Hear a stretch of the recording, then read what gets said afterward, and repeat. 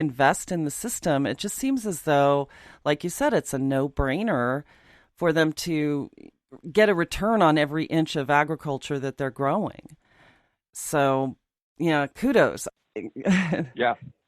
And that's that's what the end game is. You know, how many how many pounds a year are you able to produce from your facility?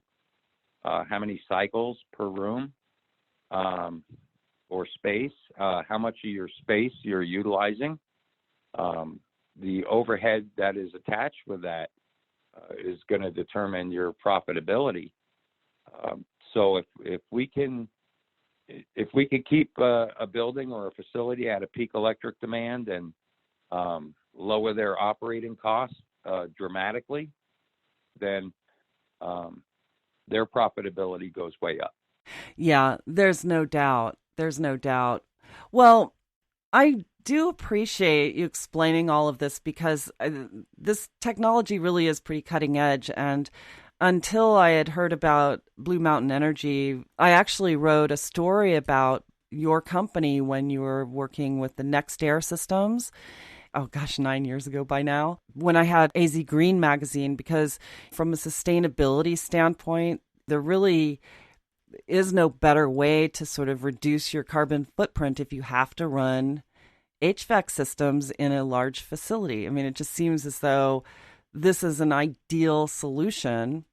And, you know, some will argue that natural gas could be just as brown as electricity that's being run on coal, the way that it produces a lot of energy for people. But there's no question in my mind that the environmental footprint of not having to run chemicals to chill your system and the carbon output of running natural gas versus taking electricity from a coal-based grid, you know, it's a no-brainer from a sustainability standpoint. So that's pretty exciting to me as well. Well, you touched on something that a lot of people aren't aware of, which is that you actually, when you use natural gas directly, you actually are creating a smaller carbon footprint. And a lot of people don't think that way. They think burning natural gas, you know, it's a fossil fuel. I'm putting carbon into the atmosphere. Yes, you are. But most of this country's electricity is produced by coal or natural gas. And if you use natural gas directly, it's a much better use of the primary fuel. People don't necessarily understand that when you use any type of fuel, whether it's coal or natural gas, to generate electricity, 72% of that is lost in the generation and transmission. So yes, electricity is very efficient when you plug something in at the point of end use. But 72% of energy was wasted in the generation and transmission. So you're pumping a lot more carbon into the atmosphere generating electricity than you are using natural gas directly. Aside from that, 2 gallons of fresh water are evaporated for every kilowatt hour consumed at the point of end use. That's the national weighted average. So it goes up or down in different areas of the country, depending on how they're producing electricity specifically. But the national weighted average is 2 gallons of fresh water evaporated for every kilowatt hour consumed at the point of end use. So just to simplify it, by every 15-ton gas heat pump that you install and displace 15 tons of electric air conditioning, you're saving 10,000 gallons of water a year. Does that wind up in the customer's pocket? Does it show up on their water bill? No. But it's a very important environmental impact.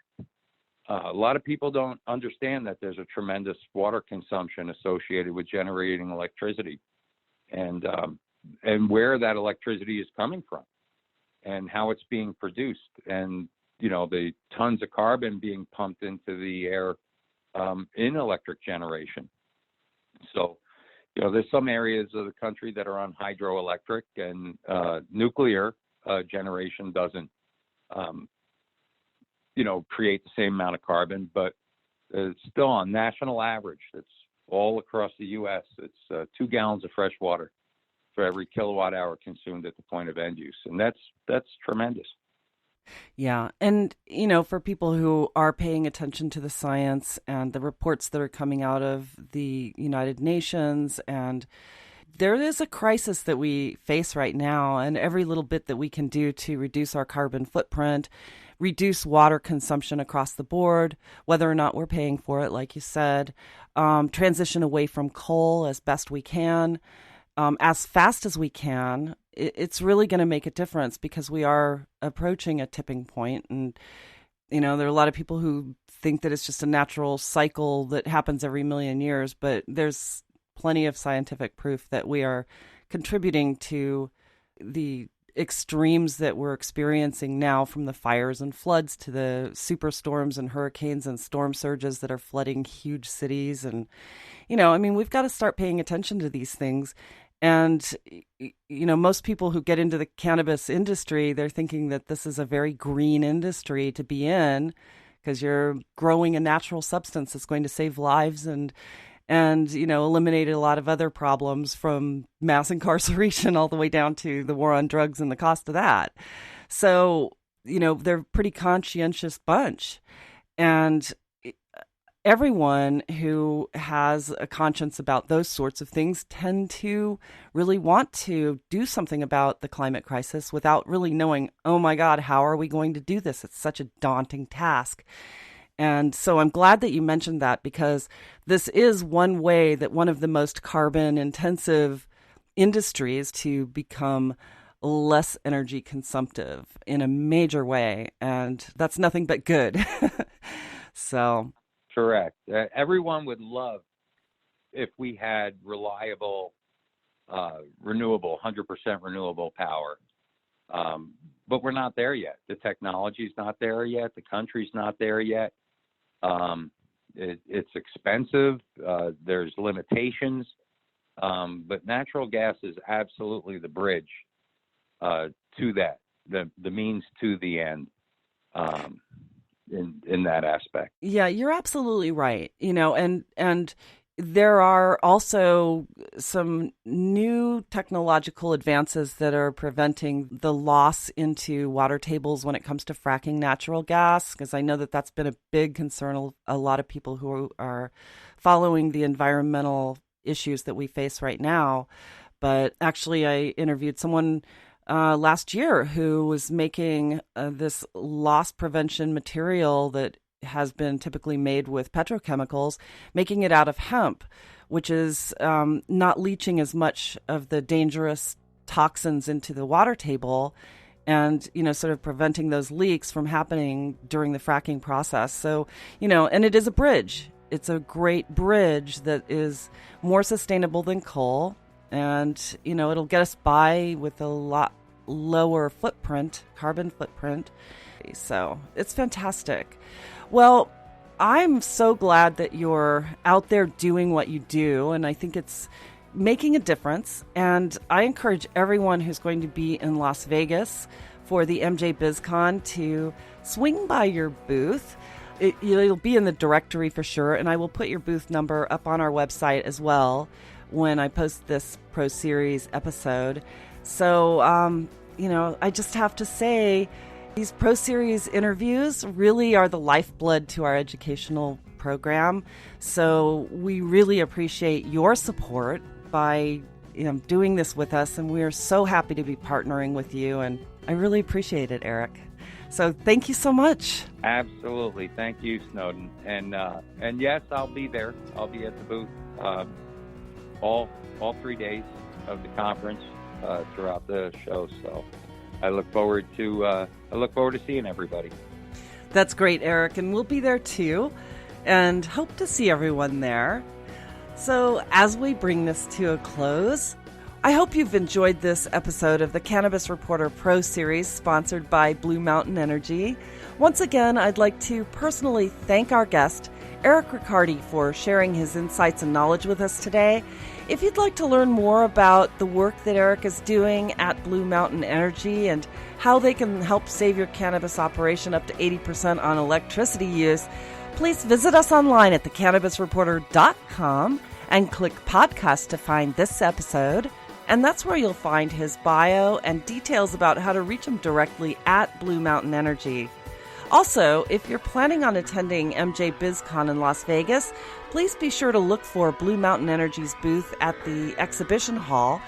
Eric will be there, and he'll be able to explain a lot more about their energy-efficient technology. On behalf of all of us at the Cannabis Reporter, I'd also like to express our gratitude to Blue Mountain Energy for supporting our educational platform as a Pro Series sponsor. I'd also like to thank our production team and all of our partners who support our work here at the Cannabis Reporter. If you work in the cannabis industry and would like to showcase your company or share your expertise as a featured guest on the Cannabis Reporter Pro Series, please send us an email to publisher@thecannabisreporter.com to request a media kit or just drop us a line to say hello. And last but not least, thanks to all of you for listening. I'm Snowden Bishop, inviting you to join me each week for the Cannabis Reporter radio show. And until we meet again, be safe, stay informed, share what you've learned, and make it a great day.